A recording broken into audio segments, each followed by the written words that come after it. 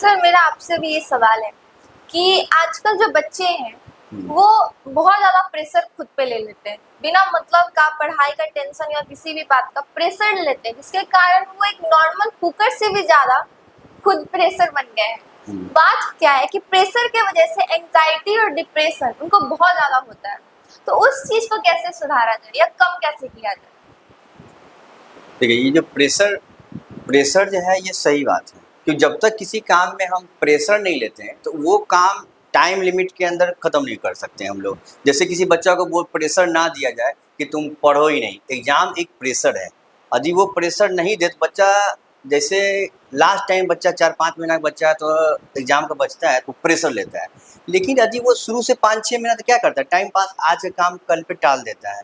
तो प्रेशर क्या करता है, किसी भी चीज़ को टाइम बाउंडेशन के अंदर ख़त्म करने का एक फोर्स है जो हमसे काम करवाता है, तो प्रेशर सही काम बात है, लेकिन प्रेशर जब ज़्यादा हो जाता है तब वो ओवर होने के बाद वो एंजाइटी, डिप्रेशन, सुसाइड का रूप लेता है। अब ये प्रेशर कई कारणों से उत्पन्न होता है।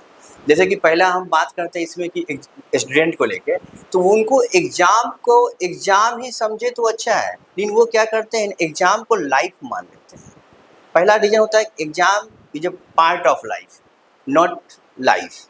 दूसरा क्या होता है, ओवर थिंकिंग मतलब ज़्यादा, ज़रूरत से ज़्यादा सोचना किसी चीज़ के बारे में।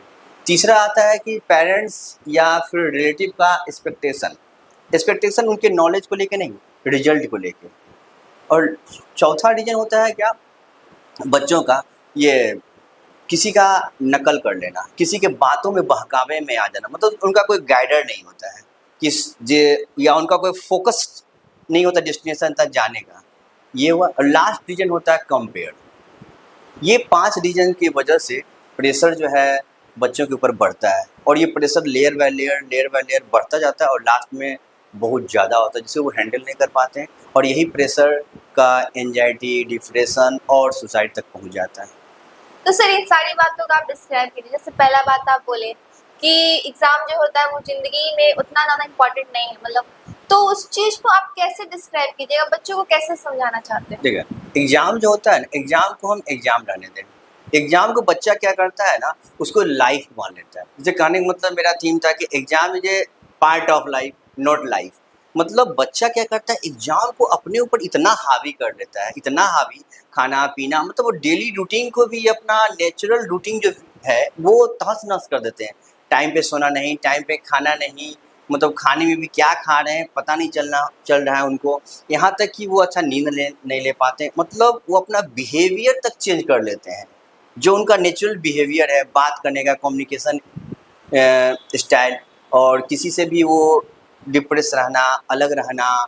एग्ज़ाम है मेरा, किसी बातों को करने में पहले वो एग्ज़ाम, मतलब उनका जो है दिनचर्या 24 घंटा डायरेक्ट इनडायरेक्ट एग्ज़ाम के इर्द गिर्द ही घूमता है।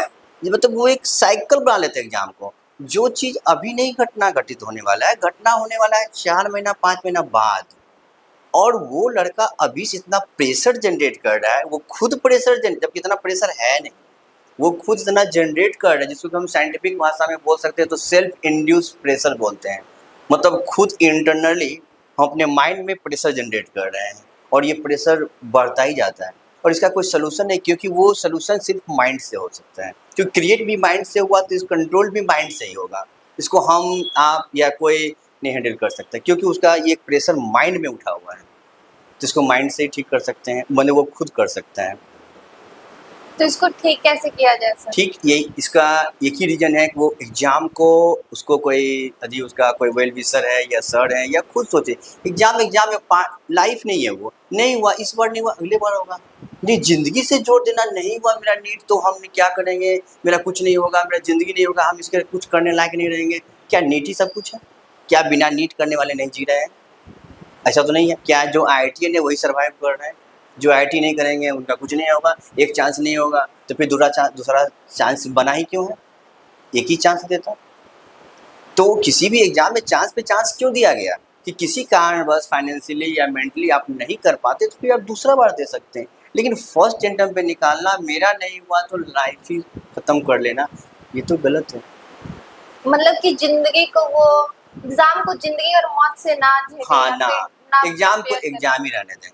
जैसे हाँ। एक पार्ट है, कुछ सब्जेक्ट आप पढ़ें, उसका एक चंद क्वेश्चन आया, आपको सॉल्व करना है, सोचना भी है तो क्वेश्चन का सोल्यूशन के बारे में सोचें। मतलब एक तरीके जिन का कंपटीशन बस कंपटीशन की तरह ले उसको, जिंदगी और मौत से ना जोड़ें। बस